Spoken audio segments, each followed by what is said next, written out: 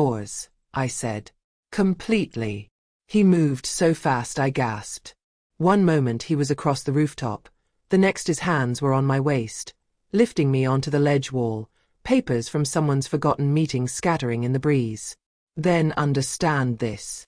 His forehead pressed against mine, breath hot on my lips. I don't share. I don't do temporary. Once I touch you, you're mine to protect, mine to provide for, mine to keep. No second thoughts. No morning regrets. No going back. I understand. Do you?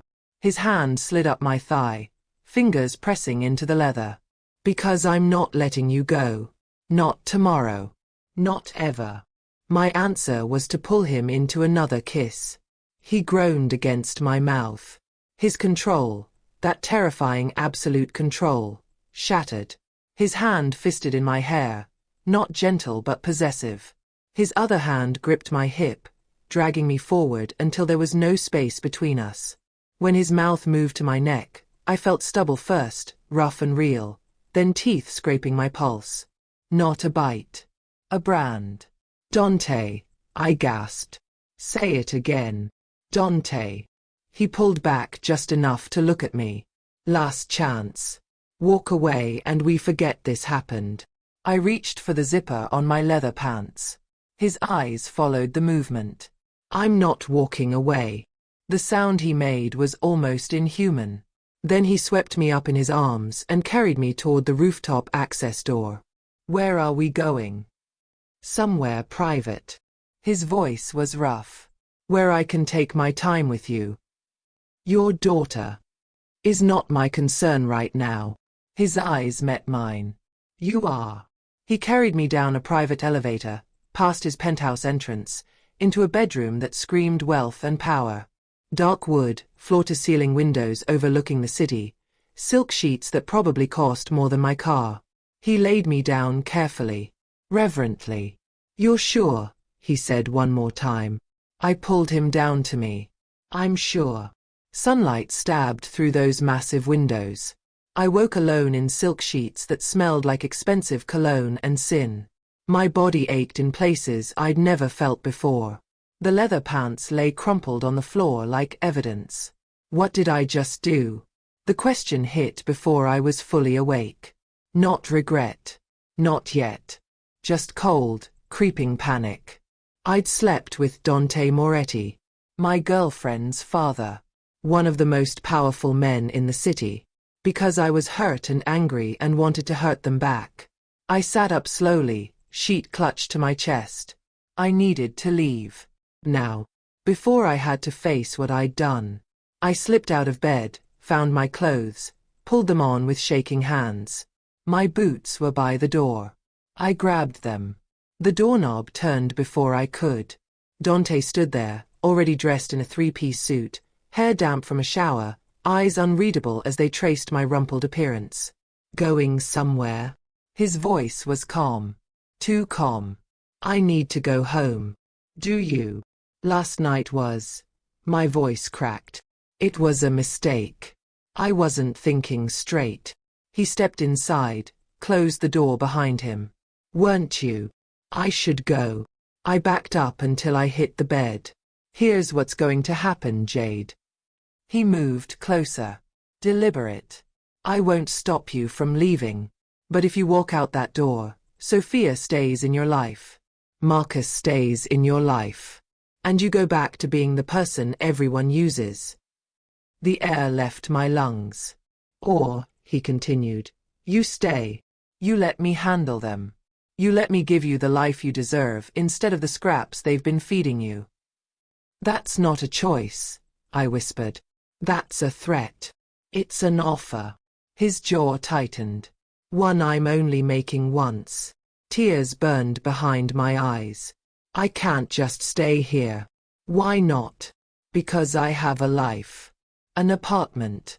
A job. At the marketing firm Sofia's trust fund invested in?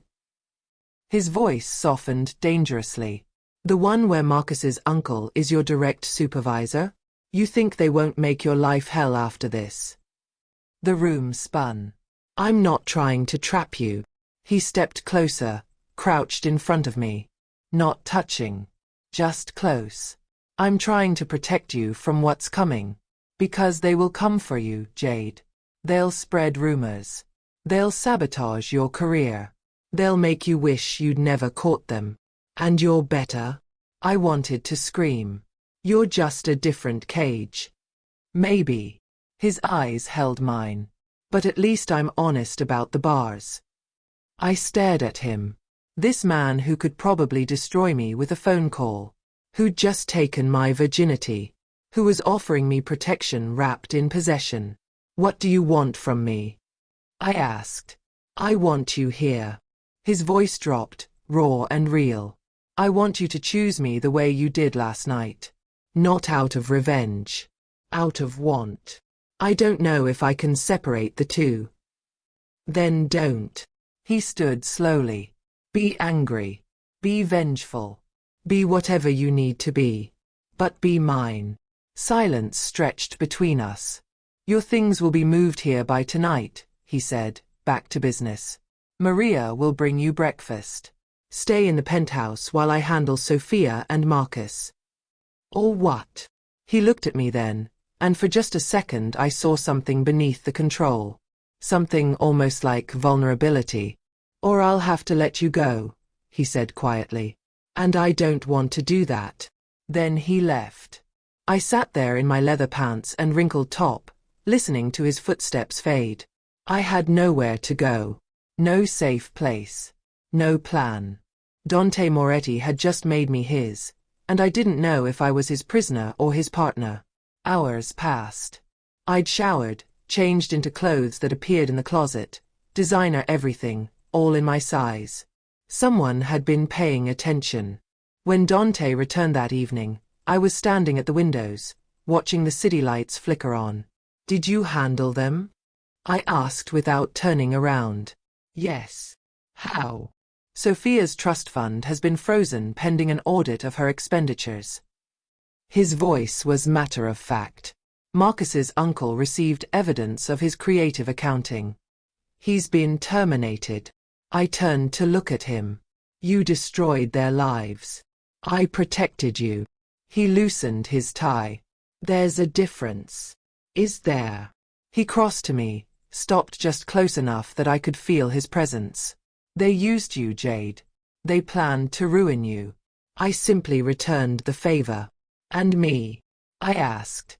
Am I your prisoner now? That depends. His hand came up, cupped my face. Gentle. Do you want to be? The question hung between us. I don't know what I want, I admitted. Then let me show you. His thumb brushed my cheekbone. Give me time. Let me prove I'm not them. And if I say no, then I'll let you go. His eyes held mine. I meant what I said. I don't keep things that don't want to be kept. I studied his face, looking for the lie. Found only brutal honesty. 1 month, I said. Give me 1 month to figure out if this is real or if I'm just broken. 1 month, he agreed. And at the end, you choose. I choose, I repeated. He pulled me into his arms, and for the first time since last night, I let myself breathe. 1 month to decide if I was falling for my captor or finally learning what it meant to be chosen. Before we continue, I need to ask you something. Where are you watching this story from? What country? Drop your location in the comments right now and tell me. Do you love these dark mafia romance stories with age gaps and forbidden relationships? Dante is twice Jade's age and just made her his after one night. Is that too far, or is it exactly what you're here for? If you want more stories exactly like this, you absolutely must subscribe to this channel and hit that notification bell. Turn on all notifications so you never miss when I drop a new story. Seriously, subscribe right now. Then let's get back to Jade and Dante. The first week was strange. I had my own space in the penthouse, my own routine. Dante didn't push. He'd leave for work, come back, and we'd have dinner together like this was normal. Like I hadn't slept with him out of revenge and stayed out of necessity. Except it started feeling less like necessity and more like something else. "You're quiet tonight," Dante said over wine one evening. "I called my parents today," I said. "Told them Sofia and I broke up." "What did you tell them about me?" "Nothing yet." I met his eyes. "I don't know what to say. That I'm living with a mafia boss? That I slept with my ex-girlfriend's father? You could say you're with someone who values you."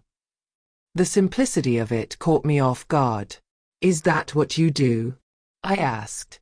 "Value me?" "Yes." No hesitation. "Why?" He sat down,